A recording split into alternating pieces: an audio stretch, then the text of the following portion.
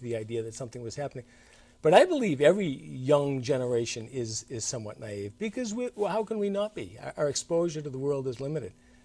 I think going forward, the people that only watch Quentin Tarantino films over time to discover, hey, there's some good black and white films. Citizen Kane's not too bad a film, etc. So I wasn't meaning it as a knock on any particular generation so much as an observation from an older standpoint, looking back at sort of the callowness of youth.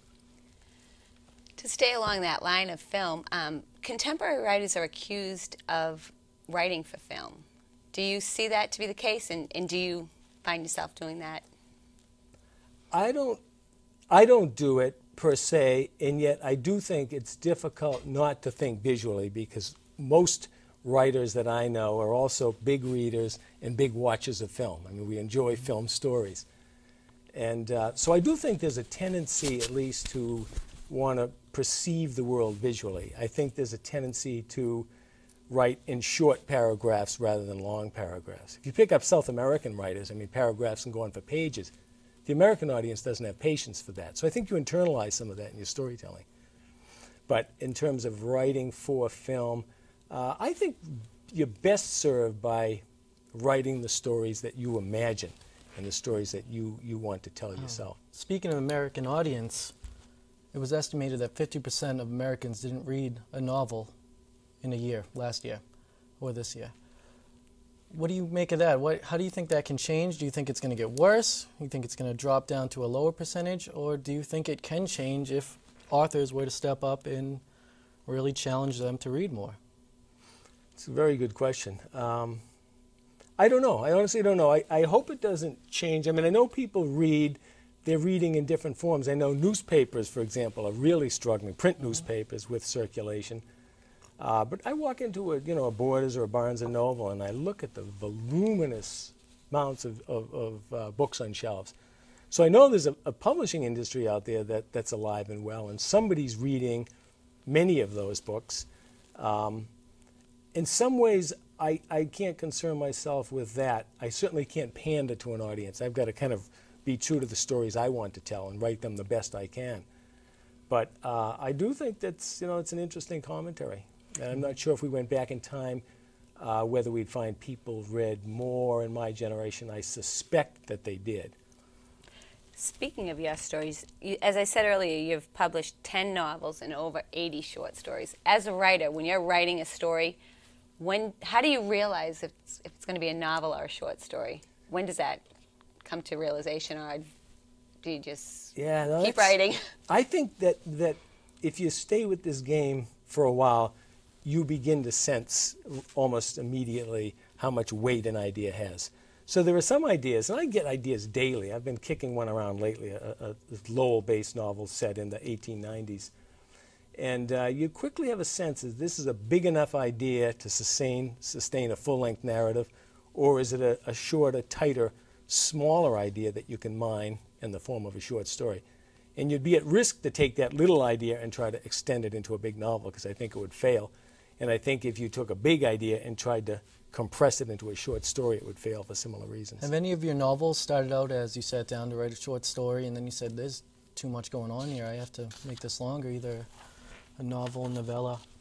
Does that happen to you? Yeah, every once in a while that happens. Mm-hmm. But often, I mean, Walter Molesley, who's a writer of mystery fiction, has a black private eye set in Los Angeles in the 1950s. He said that writing a novel is like gathering smoke, and I think that's kind of an interesting image, that, here's all this stuff that's in your head and is out there, and how do you gather smoke? You're sort of pulling together these random flashes of inspiration, these little tingles of perception that you have. But bit by bit, you sort of corral them together, and you realize that there is a story here, and if I can stay with it and go to it day after day after day, keep the inspiration alive, it becomes something. Now, whether that's a short story or a novel, again, I think depends upon how big an idea you've got. Unfortunately, we're running out of time, but I would like to, before we finish up here, I'd like to talk about anything forthcoming. Funny you should ask. I was at my high school reunion several years ago, and I found myself gathering smoke. I found that I had this idea.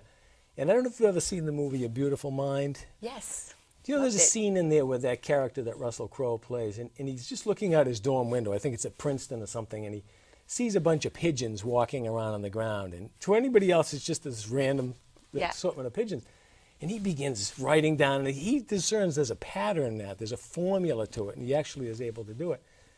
And so I think in many ways that's what writers are doing. You're looking at the sort of randomness of life, at your memories, at your imaginations, your dreams, your inspirations, and trying to discern a pattern in it. And so I was walking around my high school reunion telling my former classmates this idea I had about our class and sort of the end of the innocent age and all of that. And, you know, the classmates would listen patiently for a minute or two, and their eyes would glaze over. They'd wander off to the bar, and then I'd find somebody else and say, hey, listen, you don't understand.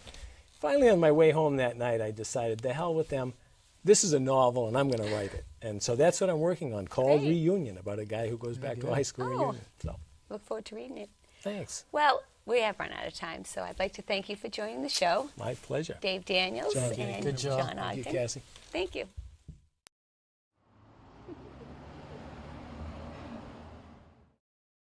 I'm here at the Pollard Library with Julie Itron. Julie is the Community Program Coordinator. And welcome, Julie. Thank you. I'd like to talk first about what type of programs the Pollard Library has for inspiring authors to promote local authors at the university. Sure.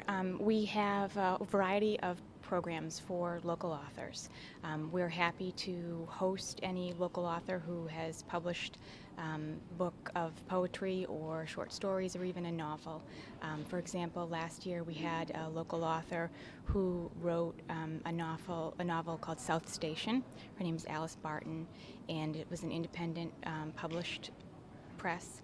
She came, we had did some publicity for her, hosted an event. She did a reading, sold books, signed them, and we're happy to arrange that for a local author. And we also have some bigger programs as well for more well-known authors throughout the year. Great. I know that one of your big events in the fall is the Concord series. Could you tell us about that? Sure. We participate in the Concord Festival of Authors, which has been going on for many years now. It started in Concord and now is branching out to Lowell. There are events here at the Pollard Memorial Library. There are some at the National Park, also some at the university this year. Dennis Lehane was at the university. And what we do is we work with the Concord Festival to bring talented writers to the area so that people can have an opportunity to interact with writers, to ask them questions, just talk about the writing process. Usually the focus is more on how the author writes more than what's this book about, which is real good for aspiring writers. Great. You're also the director of the literacy program. Yes. Could you tell us about that? Yeah, absolutely. It's one of our pride and joys here at the Pollard. It's an adult literacy program that we run. It's a one-to-one tutoring program. We're free and confidential, and what we do is we have volunteer tutors who we train. These tutors give up time from their busy lives and schedules, and they work one-to-one with students who either need to improve their spoken English skills or their reading and writing skills. So we have two different kinds of students and two different kinds of tutors, and we work to match them and keep them going throughout the process, provide them support. It's really a great program. Great. Now, what do you see for upcoming events? Well, we have a local author who's coming next month. Yakov Silberman's coming with his short story book that just came out. We are also working on some music series and other events. In February, we're going to have a writing workshop, which actually is going to be a lot of fun. It's going to be a personal ad writing workshop, how to write a great personal ad. So just in time for Valentine's Day, we're looking forward to that. So we always have a big variety of programs here. Great. Thank you very much. Thank you.